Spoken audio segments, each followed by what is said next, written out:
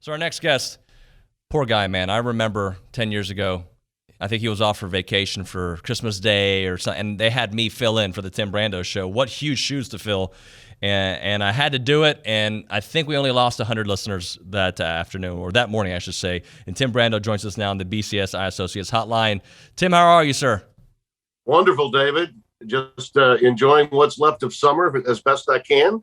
And great to be with you today. Well, thank you so much. You're always so kind to me when we worked there at SNR back in the day. And I'm going to start things off with an easy question for you. Is there a better guy than Spencer Tillman in this world? No, certainly not in a TV booth on a Saturday afternoon. He would be the Mother Teresa, I think, of sports television in a lot of ways. I was recently with Spencer. Let me give you your fans and your viewers and listeners an indication of how close we are.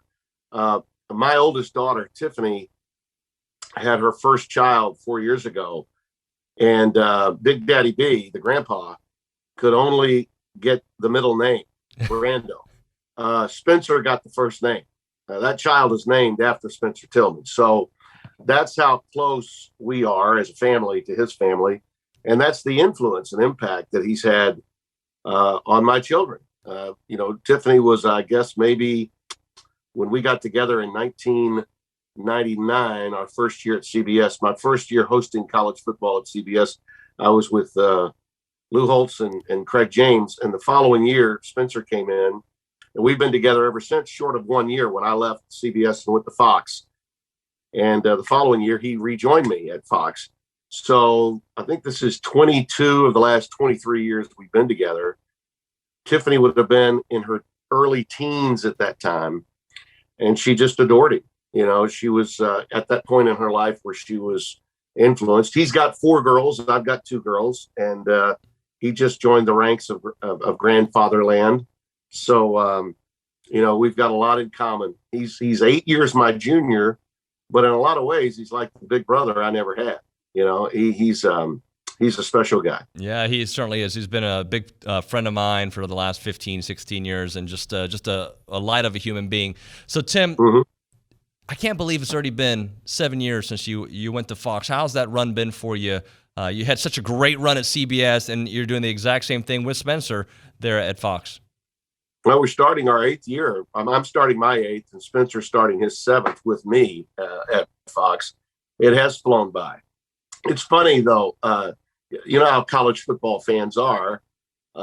They're tribal, and they watch their teams. And I live in the heart of SEC country in Louisiana, and I was just at an event for the National Football Foundation here, where a lot of scholar athletes were being recognized, and a lot of coaches, one of whom taught me driver's ed in 1972 in high school. And I walked into the room, and a number of the people there, these are sports people, they came up to me and said, have you retired? Are you, they haven't seen me on SEC games. And I'm like, well, no, there's football elsewhere. They play in the Big 12, they play in the Big 10 and in the Pac-12. And that's okay. I get that. To a greater degree, being in places where I had not been for such a long time, going to Happy Valley and going to the Big House or the Shoe or to Autzen Stadium in Eugene, Oregon. I'm loving that. And in a lot of ways, I think it's made me, appreciate level of football and the environments in areas besides the SEC, where I was firmly entrenched as a quote unquote SEC guy, for a long time. And as Keith Jackson said many years ago, David, I got into this business to cover college football, not just the SEC, and that's really the way I feel about it. And when I remind them, when your game gets bad and Alabama's up by like 4 touchdowns, flip over to Fox. We've got a pretty good game, and you can catch Spencer and me. It's like old times, It is like old times. So I will keep it with SEC for a moment. Texas A&M, there's a lot of expectations around this program. Can they dethrone Alabama this year? They're hosting them October the 9th. Just your thoughts on the Aggies as we get closer to the 2021 season. Well, listen, it's a proud program, and Jimbo is a wonderful coach. But I do think last year was the year. I don't think this year is the year. There's just too many questions, particularly offensively, and not just the quarterback situation, which is talked about I'm sure ad nauseum for you, but he's got to replace 4 offensive line. So I think that they're going to be great. When I say great, you can win 9 or 10 games and still not beat Alabama. I think LSU is also going to be a much more difficult team to deal with in 2021 than they were in 20. Orgeron sort of overstated and oversold his team last year, especially with the issues he had with his staff. This year, he's got, I think, the right staff, and he certainly has a quarterback situation that I think Texas A&M would love to have, frankly. He's got in Johnson a really gamer, left-hander that can throw it and can run with it. I think earned a lot of credibility from the game that they played in the Swamp. Probably still should have lost the game, but still he played great in that game. And Brennan will be back, and so I look at their situation, and they're not being at least outside. Now down in Baton Rouge and surrounding area, within 100 miles of the Bayou, they're as gung-ho as A&M fans are in College Station. But outside that area, LSU's not expected to do what A&M is this year. And I think that probably helps the Tigers a little bit. So it'll be interesting. I do think that they can get to the A&M can get to the Alabama game undefeated.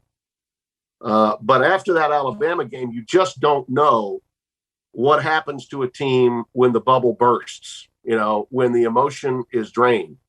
And that game happens in October, and there's a lot of football to be played after that. So how do they respond? I think that's going to be a real key. The teams that I think have the greatest opportunity of beating Alabama are playing Alabama at their place. I think A&M fans would like to think we're getting it at our place. We're rolling. We're feeling good. But Jimbo, through the years, has done a great job. But when high expectations are there, they were at Florida State, as you know, in his last few years there. They did not live up to the expectations at that time. I just think there are too many questions for me to get on the A&M bandwagon. We'll find out a little bit more in that second game against Colorado. And who knows? Colorado is not as good, clearly. They'll be a 2-touchdown favorite in the game. But going to Boulder will be an interesting game for them, and we'll see how they respond there. I may change my mind, but I think A&M is not quite as ready to dominate as their fan base would have you think. One of the themes that's come out this week, though, is regardless of how you feel the Alabama game's going to go, and I think people here in College Station feel that Haynes King or Calzada will do a fine job there, Zach Calzada. That being said, the fact that A&M is in the conversation again, and that Jimbo has put them as one of those teams that can sneak into that. I hate to use the word sneak in, but that they've arrived in that point. Well, sure, the big picture is great.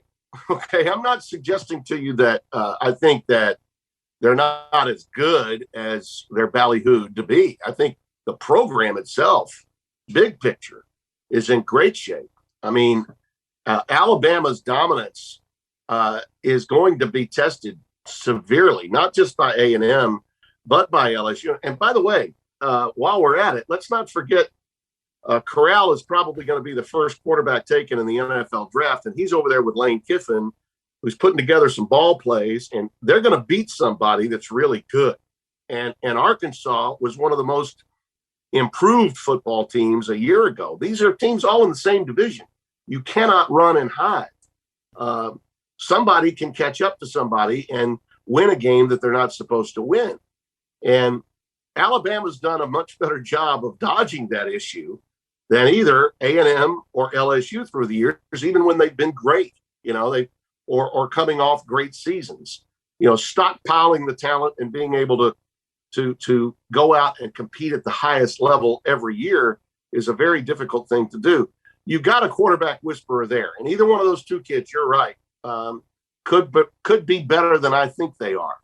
But what I'm saying to you is they may be in a position to beat Alabama and to be a dominant program 2-3 years down the road. I just don't think this year is the year. Okay.